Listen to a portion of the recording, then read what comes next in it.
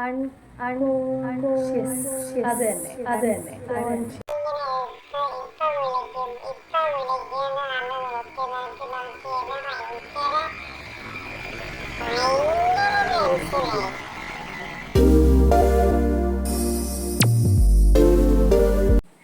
Hi hello എല്ലാവർക്കും നമസ്കാരം. Welcome back to my YouTube channel.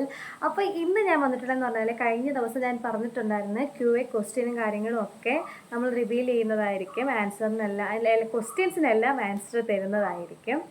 മൊത്തത്തിൽ എല്ലാം കൂടെ കയറിയിട്ട് അങ്ങോട്ടും ഇങ്ങോട്ടും ക്ലാഷ് ആവുന്നുണ്ട്. ഓക്കെ, മിക്കമോള് കിടന്നുറങ്ങുകയാണ് ഗൈസ്. അപ്പം ആ സമയത്ത് ഈ വീഡിയോ എടുക്കാമെന്ന് വിചാരിച്ചു.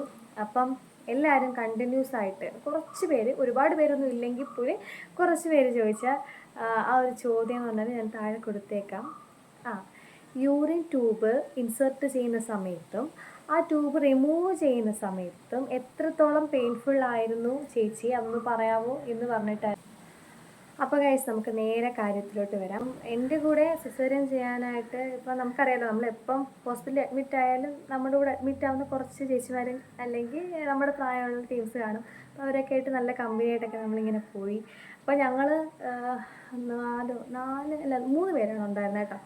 3 പേരായിരുന്നു ഉണ്ടായിരുന്നത്. അപ്പോൾ ഞങ്ങളെ 3 പേരെയും രാവിലെ റെഡിയാക്കി മേളിലത്തെ C-സെക്ഷൻ ചെയ്യുന്ന റൂമിൻ്റെ തൊട്ടടുത്തുള്ള റൂമിലോട്ട് ഡ്രസ്സൊക്കെ മാറി അങ്ങോട്ട് ആക്കി അങ്ങോട്ട് നമ്മൾ വെയിറ്റ് ചെയ്തിരുന്നു.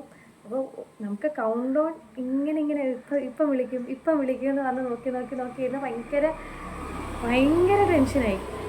എനിക്ക് ആദ്യത്തെ ഇത്ര ടെൻഷൻ ഇല്ലായിരുന്നു, പക്ഷെ ഭയങ്കര ടെൻഷൻ എന്ന് പറഞ്ഞാൽ ഭയങ്കര ടെൻഷനായി.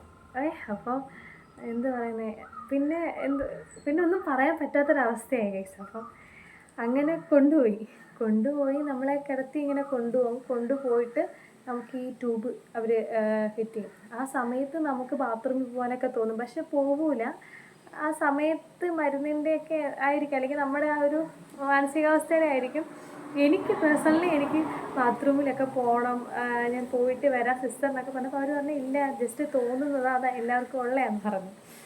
അങ്ങനെ ഇത് ഇട്ട് നമുക്ക് ആ ട്യൂബ് ഇൻസേർട്ട് ചെയ്യുന്ന സമയത്ത് ചെറിയൊരു പെയിൻ കാണും, മൈന്യൂട്ടായിട്ടുള്ളൊരു പെയിൻ കാണും. അതെന്താണെന്ന് വെച്ച് കഴിഞ്ഞാൽ ഒന്ന് ടെൻഷൻ്റെയൊക്കെ ആയിരിക്കാം, 2 സർജറിക്ക് മുൻപ് ആയതുകൊണ്ട് തന്നെ നമുക്ക് അറിയാൻ പറ്റുമല്ലോ.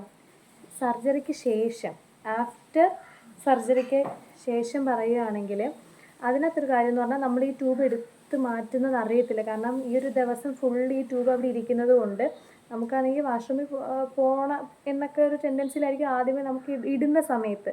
പക്ഷേ ഇത് എടുക്കുമ്പോഴേക്കും നമുക്കൊരു ആശ്വാസമൊക്കെ ആയിരിക്കും കേട്ടോ ഫസ്റ്റ്.